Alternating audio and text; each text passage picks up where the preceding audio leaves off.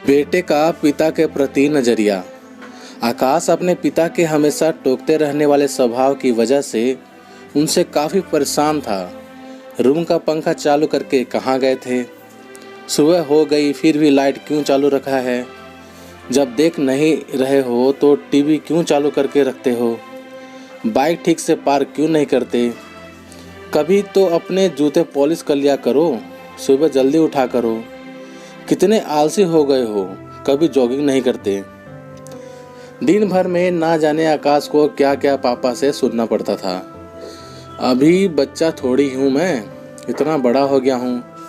2 दिन बाद मेरी नौकरी के लिए इंटरव्यू होना है और पापा का बर्ताव किसी छोटे बच्चे जैसा है मेरे साथ। एक बार मुझे नौकरी लगने दो, छोड़कर चला जाऊँगा पापा को। शहर में ही रहूँगा, फिर पता चलेगा उन्हें। अभी कमाता नहीं हूँ ना, इसलिए फालतू की चीज़ें सुनाते रहते हैं। पापा से नाराज आकाश के दिमाग में कुछ ऐसे विचार चल रहे थे। 2 दिन भी बीत गए और आज वही दिन था जिसका आकाश को बेसब्री से इंतज़ार था। आज उसके इंटरव्यू का दिन था। सुबह सुबह जल्दी उठकर भगवान का आशीर्वाद लेकर आकाश उस जगह पहुंच गया जहां पर इंटरव्यू होना था। जिस बिल्डिंग में इंटरव्यू था उस गेट पर कोई भी गेट कीपर नहीं था। आकाश ने देखा कि गेट एक साइड से टूटा हुआ है, लेकिन कुछ स्क्रू फिट करने से वह सही हो सकता है। आकाश ने रुक कर स्क्रू को टाइट कर दिया और गेट को सही करने के बाद वह बिल्डिंग में घुस गया।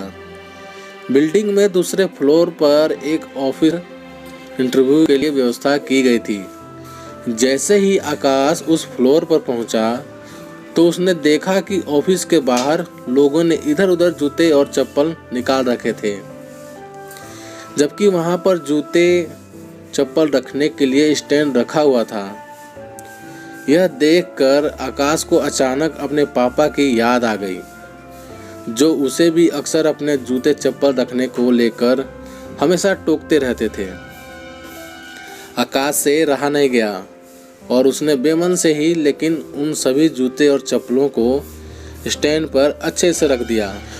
अंदर प्रवेश करने से पहले आकाश की नज़र ऑफिस के बाहर जल रही कई सारी लाइटों पर गई, जिनकी बिल्कुल ज़रूरत नहीं थी।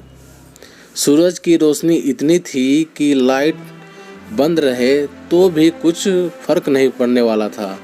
उसने बाहर जल रही सारी लाइटों को बंद किया, फिर ऑफिस के अंदर प्रवेश कर गया।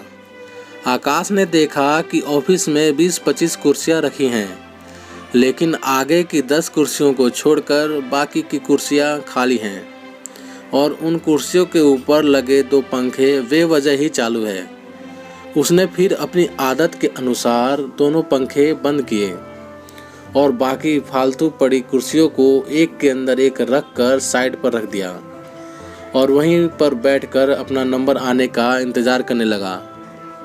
एक के बाद एक सभी कैंडिडेट्स का इंटरव्यू होने के बाद जब आकाश का नंबर आया तो वह थोड़ा सा नर्वस लेकिन निडर होकर इंटरव्यू लेने वाले के पास पहुंचा। इंटरव्यू लेने वाले ने उसे अपने पास रखी कुर्सी पर बैठने के लिए कहा और थोड़ी देर तक दोनों में कुछ भी बातचीत नहीं हुई। फिर इंटरव्यूअर ने आकाश से पूछा, तुम कल से नौकरी ज्वाइन कर सकते हो क्या? आकाश को कुछ समझ में नहीं आ रहा था कि वो उसके नौकरी पक्के होने की कंफर्मेशन है या फिर कोई ट्रिकी सवाल।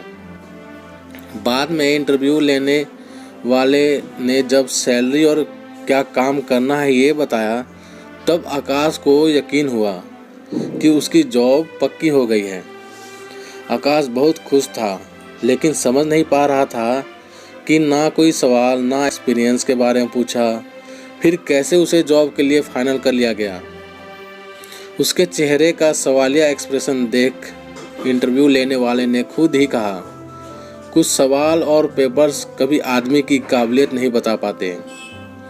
हमने इस बिल्डिंग में प्रेस करने से लेकर प्रतीक्षा कक्ष तक कुछ अव्यवस्थाएं सेट करके रखी थी। वही आप सभी के लिए परीक्षा थी। हमने सीसीटीवी पर देखा कि आने वाले सभी कैंडिडेट्स में आप ही एक अकेले ऐसे थे जिन्होंने गेट के स्क्रू ठीक करने से लेकर बेवजह चल रहे बल्ब और पंखे बंद किए।